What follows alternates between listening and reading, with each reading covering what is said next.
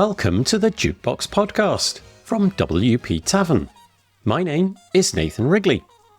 Jukebox is a podcast which is dedicated to all things WordPress, the people, the events, the plugins, the blocks, the themes, and in this case, how the Google SiteKit plugin is attempting to simplify their product offering right inside of WordPress.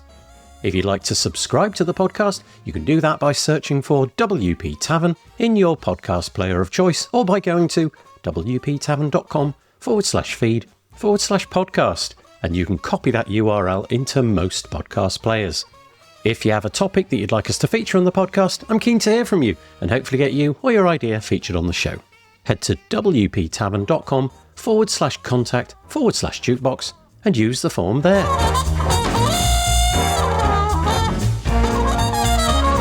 So on the podcast today, we have Mariya Moeva.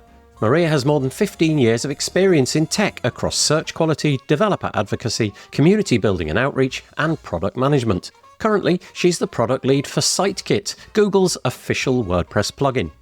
She's presented at WordCamp Europe in Basel this year and joins us to talk about the journey from studying classical Japanese literature to fighting web spam at Google and eventually shaping open source tools for the web. Mariya talks about her passion for the open web and how years of direct feedback from site owners shaped the vision for SiteKit, making complex analytics accessible and actionable for everyone, from solo bloggers to agencies and hosting providers. SiteKit has had impressive growth for a WordPress plugin. Currently, there are 5 million active installs and a monthly user base of 700,000. We learn how SiteKit bundles core Google products like Search Console, Analytics, Page Speed Insights, AdSense into a simpler, curated WordPress dashboard, giving actionable insights without the need to trawl through multiple complex interfaces. Mariya explains how the plugin is intentionally beginner-friendly, with features like role-based dashboard sharing, integration with WordPress's author and category systems, and some newer additions like Reader Revenue Manager to help site owners become more sustainable. She shares Google's motivations for investing so much in WordPress and the open web, and how her team is committed to active support, trying to respond rapidly on forums and listening closely to feedback. We discuss SiteKit's roadmap, from benchmarking and reporting features to smarter, more personalised recommendations in the future. If you've ever felt overwhelmed by analytics dashboards or are looking for ways to make data more practical and valuable inside WordPress, this episode is for you. If you're interested in finding out more, you can find all of the links in the show notes by heading to wptavern.com/podcast, where you'll find all the other episodes as well. And so, without further delay, I bring you Mariya Moeva.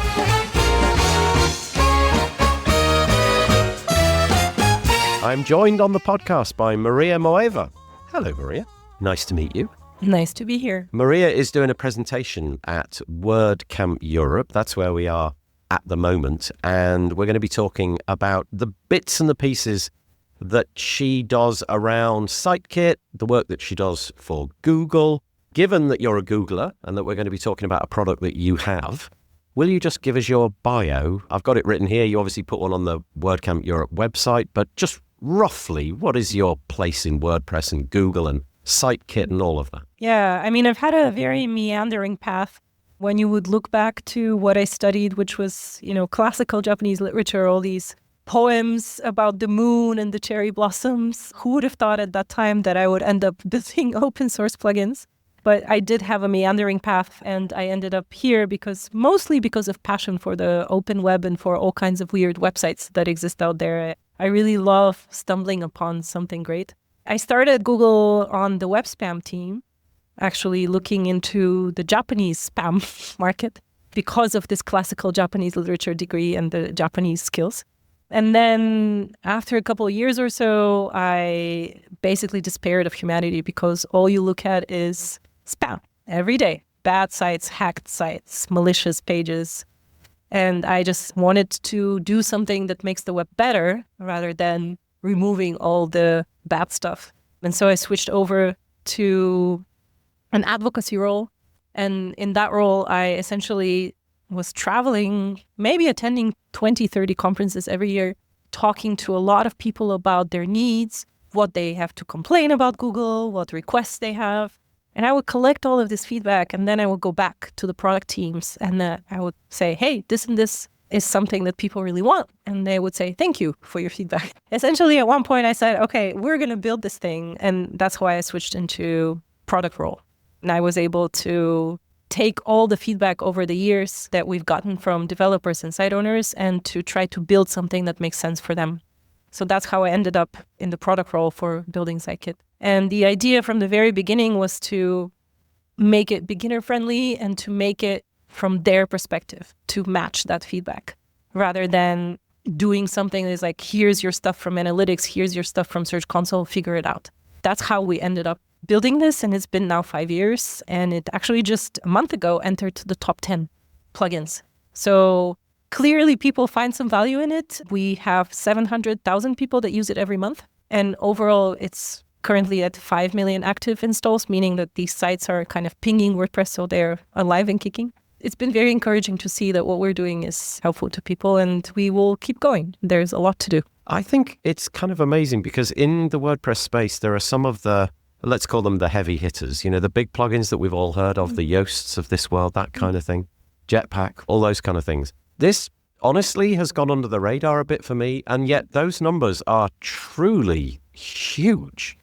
4.5 to 5 million people over a span of 5 years is really rather incredible. It grew very fast, yeah. Yeah, and yet it's not one that, well, I guess most people are reaching out to plugins to solve a problem, often a business problem. So, there's this idea of I install this and there's an ROI on that. This is not really that. Not really ROI, it's more site improvement. Okay, here's a site that needs things fixing on it. Here's some data about what can be fixed. And so maybe for that reason and that reason alone, it's flown under the radar for me because it doesn't have that commercial component to it. Yeah, for sure. It's for free and it's not something that sells features or has like a premium model, and we don't market it so much. But I run a little survey in the product where people tell us where they heard from it. And a lot of the responses are either YouTube video or like blog post or word of mouth. So it seems to be spreading more that way. Yeah, no kidding. I'll just say the URL out loud in case you're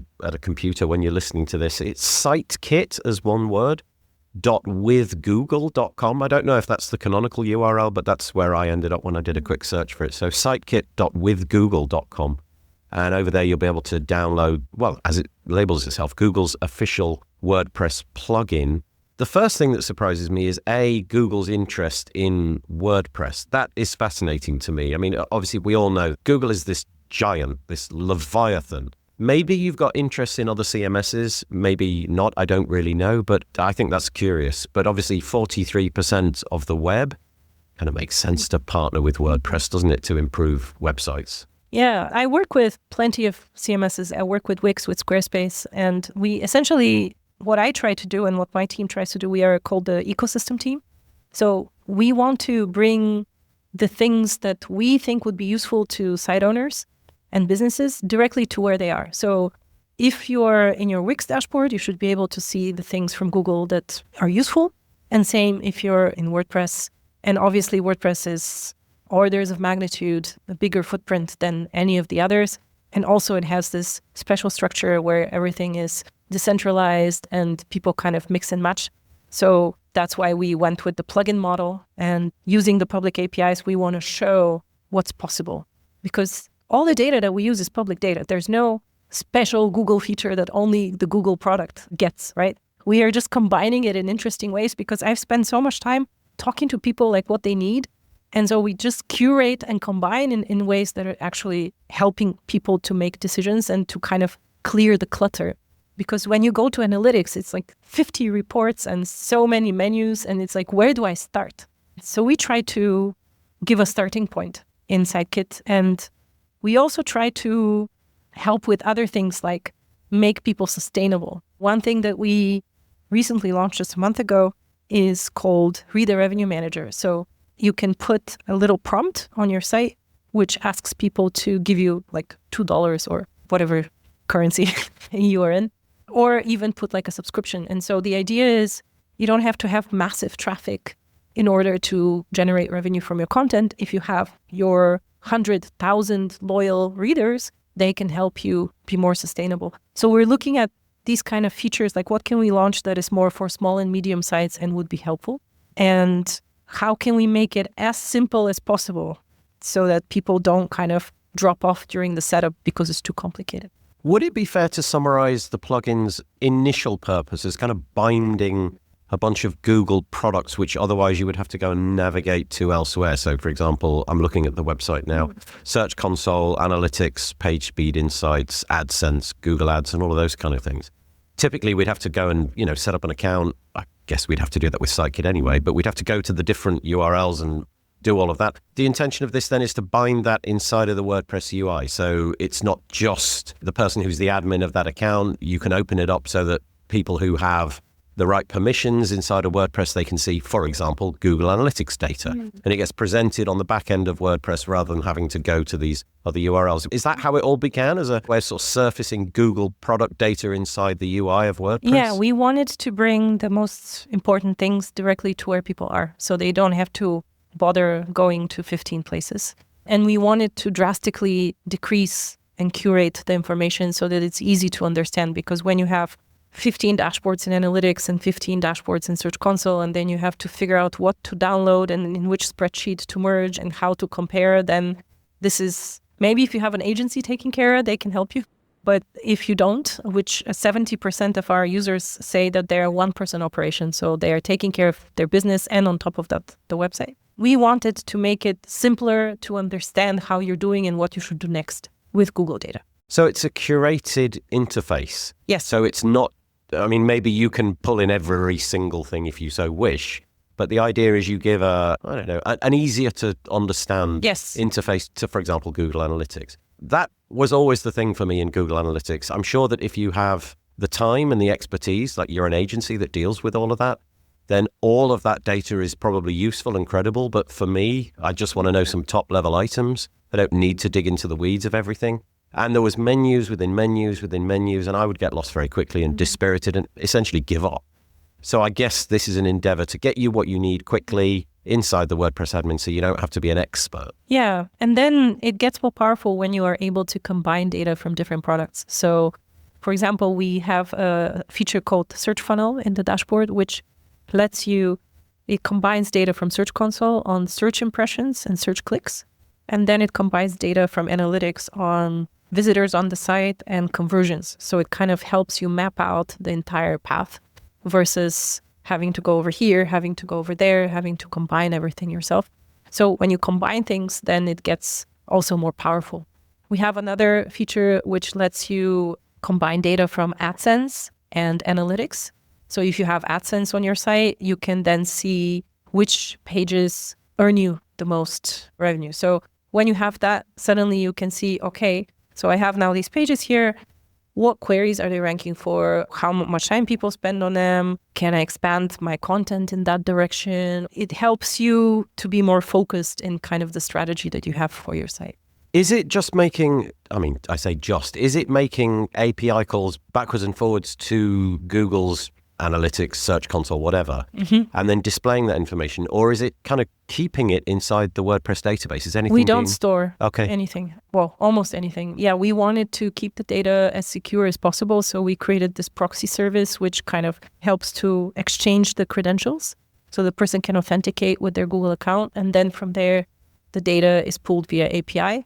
And we cache the dashboard for 1 hour. After that, we refresh the authentication token. From the data itself, nothing is stored. So it's just authentication information really that's stored. Yeah. Well, that's kind of a given, I suppose. Otherwise, you'll be logging in every 2 minutes. Right. So that's the model that we have, because we really wanted people to be able to access this data, but also to keep it secure. And because of how the WordPress database is, we didn't feel like we could save it there. It sounds, from what you just said, it's as if it's combining things from a variety of different services, kind of linking them up in a structured way so that somebody who's not particularly experienced can make connections between, ads and analytics, the spend on the ads and the analytics, the ROI, if you like. Does it do things uniquely? Is there something you can get inside of SiteKit which you could not get out of the individual products if you went there? Or is it just more of we've done the hard work for you, we've mapped these things together so you don't have to think about it? The one thing that it does that I'm super excited about, and we'll build on that, but we have the fundament of it now, is it actually creates data for you. Because in contrast to Search Console or Analytics or all these other, which are kind of Google hosted, they can only tell you, like a long Help Center article, go there on your site, then click this, then paste this code, right? They cannot help you with this, whereas SiteKit is on the website. So if you agree, which we don't install anything without people's consent, like they have to activate the feature, but if you agree, then we can do things on your behalf. So for example, we can track every time someone clicks the sign up button, and we can generate an analytics event for you, even if that plugin normally doesn't send analytics events. And that way, suddenly you have your conversion data available. So very often people look to the top of the funnel, like how many people came to my site, but they don't look to what these people did beyond kind of, oh, they stayed 2 minutes. So what does this mean? You want to see, did they buy the thing? Did they sign up for the thing or subscribe or whatever it is? And we help create this data because we have this unique access to the source code of the site. So we create, for example, on lead generation or purchases.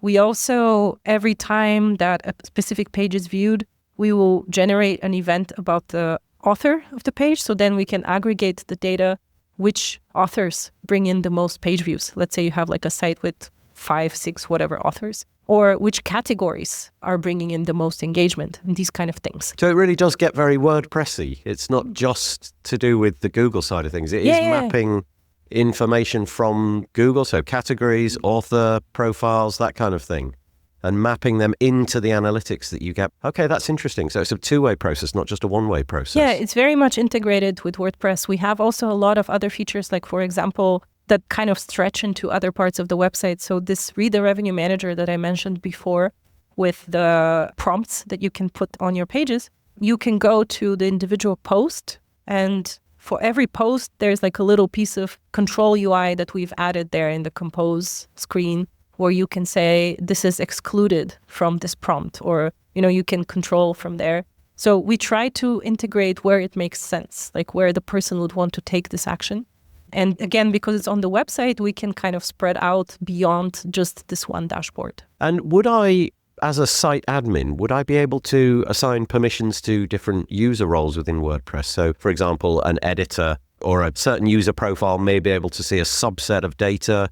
For example, I don't know, you're involved in the spending on AdSense, but you are the user over there. You've got nothing to do with that, but you are into the analytics. So you can see that, and you over there, you can see that. Is that possible? We have something called dashboard sharing. So it has the same, like if you use Google Docs or anything like that, it has this little person with a plus in the corner icon. And then from there, if you are the admin who set up this particular Google service, who connected it to SiteKit, then you're able to say who should be able to see it. So you essentially grant view-only access to, let's say, all the editors or all the contributors or whatever. And then you can choose which Google services data they can see. So yes is the answer to that. Yeah. So they don't have to set it up. I mean, they have to go through a very simplified setup, and then they basically get a kind of a screenshot. I mean, you can still click on things, but you can't change anything. So it's kind of a view-only dashboard. I'm kind of curious about the market that you pitch this to. So sell is the wrong word because it's a free plugin. Yes. But who you're pitching it at. So obviously you've got that end user, the site owner, maybe they've got a site and they got a small business with a team, maybe it's just them. So there's the whole permissions thing there. But also I know that Google, there are whole agencies out there who just specialize in Google products and analyzing the data that comes out of analytics. Can you do that as well? As an agency, could I set this up for my clients and have some, I've got my agency dashboard and I want to give this client access to this website and this website and this website, but not these other ones. Can it be deployed on a sort of agency basis like that? You would still have to activate it for every individual site. So in that sense, there's a bunch of steps that you have to go through. But once it's activated, you can then share with any kind of client. And actually, we have a lot of agencies that can install it for every site that they have. Just today, someone came and after he saw the demo, he was like, okay, I'm going to install it for all my clients, because what we've heard is that it's exactly the level of information that a client would benefit from. And this means then that they pester the agency less. So we've literally heard people saying, you're saving me a lot of phone calls. So that's why agencies really like it. And the next big feature request, which we're working on right now, is to generate like an email report out of that. So for those who don't even want to log into WordPress to see, there will be a possibility to get this in their inbox. So you could get like a weekly summary of monthly, whatever it is that you wish to trigger. And okay, so that could go anywhere really. And then your clients don't even need to phone you about that. Okay. Yeah. So we're trying to really actively reach people where they are, even if that's their email box. And the other question I have is around your relationship with some of the bigger players, maybe hosting companies. Do you have this pre-installed on hosting cPanels and their, whatever it is that they've got in their back end? Yeah, we have quite a few hosting providers that pre-install it for their WordPress customers. The reason for this is that they see better lifetime value for those customers that have a good idea of how their site is doing. And Hostinger is one of those. cPanel, Elementor pre-installs it for all of their users. And they see very good feedback because, again, it's super simple to set up and super easy to understand once you have it. So for them, it's kind of like an extra feature that they can offer extra value to their users for free. We know Google's a fabulous company, but you don't do things for nothing. So what's the return? How does it work in reverse? So we know that presumably there must be an exchange of data. What are we signing up for if we install SiteKit? So at least, Google is a huge company, right? There's hundreds of thousands of people working. So I can't speak for the whole of Google, but I can speak for the ecosystem team, which I'm part of, like the web ecosystem. The main investment here, or the main goal for us, is that the open web continues to thrive. Because if people don't put content, interesting, relevant content on the open web, the search results are going to be very poor, and that's not a good product. So our idea is to support all the people who create content to make sure that they're found, like if you're a local business, that people can find you when they need stuff from that particular local business. And what we see is that, especially for smaller and medium sites, they really struggle first with going online and then with figuring out what they're supposed to do. And so a lot of them give up because in comparison to other platforms, it's a little bit of an upfront investment, right? Like you have to pay for hosting, you have to set up the site, you have to add content. So we try to help people as much as we can to see the value that the open web brings to them so that they can continue to create for the open web. So that's our hidden motivation. I think in that sense, we're very much aligned with the WordPress community because here everybody cares about the open web, and for all kind of small, weird websites to continue flourishing and get their like 100 or 300 or 1,000 readers that they deserve. So that's the motivation. I think because it includes other things like AdSense and AdWords, like people can set up a ads campaign directly from SiteKit in a very simplified flow, and the same thing for AdSense. Obviously, some money exchanges hands, but this is relatively minor compared to the benefit that we think there is for the web in general. Google really does seem to have a very large presence at WordPress events. I don't know about the smaller ones, the regional sort of city-based events, but at the, what they call flagship events, so WordCamp Asia and WordCamp Europe and US, there's the whole sponsor area, and it's usual to see one of the larger booths being occupied by Google. And I wonder, is it SiteKit that you're talking about when you're here, or is it other things as well? But also, it's curious to me that Google would be here in that presence because those things are not cheap to maintain. So there must be somebody up in Google somewhere saying, okay, this is something we want to invest in. So is it SiteKit that you are basically at the booth talking about? So me, yes, or people on my team, we have like a SiteKit section. This year, there's also Google Trends. There's also some other people talking about user experience and on search. And this changes depending on which teams within Google want to reach out to the WordPress community. But with SiteKit, we've been pretty consistent for the last 6 years. We're always part of the booth. But the kind of whole team, like the whole Google booth content has kind of changed over the years as well, depending on what's coming. I know that a lot of work being done is surrounding performance and things like that. And a lot of the Google staff that are in the WordPress space seem to be focused on that kind of thing, talking about the new APIs that are shipping in the browsers. And all of those kind of things. Okay, so on the face of it, a fairly straightforward product to use, but I'm guessing the devil is in the detail. How do you go about supporting this? So, for example, if I was to install it and to run into some problems, do you have like a documentation area, or do you have support or chat or anything like that? Because I know that with the best will in the world, people are going to run into problems. How do people manage that kind of thing? Yeah, this was something that I felt really strongly about based on my previous experience in the developer advocate world, because very often I got feedback that it's super hard to reach Google. And it's also understandable given the scale of some of the products. But when I started this project, I insisted that we allocate resources for support. So we have 2 people full-time support. One of them is upstairs, the support lead. He knows the product inside and out. They're always on the forum, the plugin forum, support forum, and they answer usually within 24 hours. So everybody who has a question gets their question answered. We've also created a very detailed additions. When you have SiteKit, you also get a few additions to the site health forum. So you can share that information with them and they see like detailed stuff about the website so they can help debug. And in many, many cases, I've seen people coming pretty angry, leave a 1-star review, then James or Adam, who are support people, engage with them, and then it turns into a 5-star review because they feel like, okay, someone listened to me and helped me figure out what is going on. We have real people answering questions relatively quickly, and they don't just go, of course, they focus on the WordPress support forum, but they also check Reddit and other places where people like mention SiteKit and they try to help and to direct them to the right place. So for SiteKit, we have very robust support.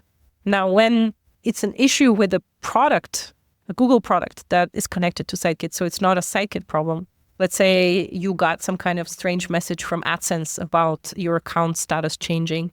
Then we would have to hand over to the AdSense account manager or support team that they have, because we don't know everything, like how AdSense makes decisions and stuff like that. But for anything SiteKit related, we are very fast to answer. That's good to hear, because I think you're right. I think the perception with any giant company is that kind of becomes a bit impersonal, and Google would be no exception. And having just a forum which never seems to get an answer, you drop something in, 6 months later, you go back and nobody's done anything in there except close the thread. Kind of slightly annoying. But something like this, so 24 hours, roughly speaking, is the turnaround time. I mean, not on the weekend, but yeah. Still, that's pretty amazing. Yeah, we are very serious about this because, I mean, also the WordPress community is really strong, right? So you want to show that we care, we want to hear from people. A lot of bugs then also turn into feature requests and get prioritized to be developed. So yeah, we really value when people come to complain. It's a good thing. Excellent. Okay, well, we won't open that as a goal. Please send in your complaints. But nevertheless, it's nice that you take it seriously. So it sounds like it's under active development. You sound like this is basically what you're doing over at Google. Do you have a roadmap? Do you have a sort of laundry list of things that you want to achieve over the next 6 months? Interesting things that we might want to hear about? Sure. Yeah. I mean, my ultimate vision, which is not the next 6 months, I would love to move away as much as possible from just stats, as curated and as kind of structured as it is right now, and get more into like recommendations and like to-do list. Because what I hear from people again and again is like, I have 2 hours this month. Tell me, what should I do with those 2 hours? So they're asking a lot from us. They're asking essentially to look, analyze everything, and to prioritize their tasks, to tell them which one is the most important or most impactful.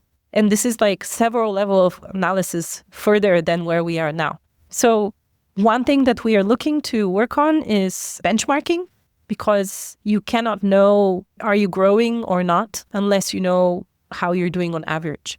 And today, people who are a little bit more savvy can do this, of course, but a lot of people don't. And so for us to be able to tell you not just you got 20 clicks this week, but also this is okay for you, or this is better than last year this time, or this is better than your competitors. I think that's a really valuable way to interpret the data and to help people understand what it means. Yeah, and really, Google is one of the only entities that can provide that kind of data. Especially for search. Yeah, especially against competitors. That's really interesting, because analyzing the data, whilst it's fun for some people, I feel it's not that interesting for most people. And so just having spreadsheets of data, charts of data, it's interesting, and you no doubt gain some important knowledge from it. But being told here's the outcomes of that data.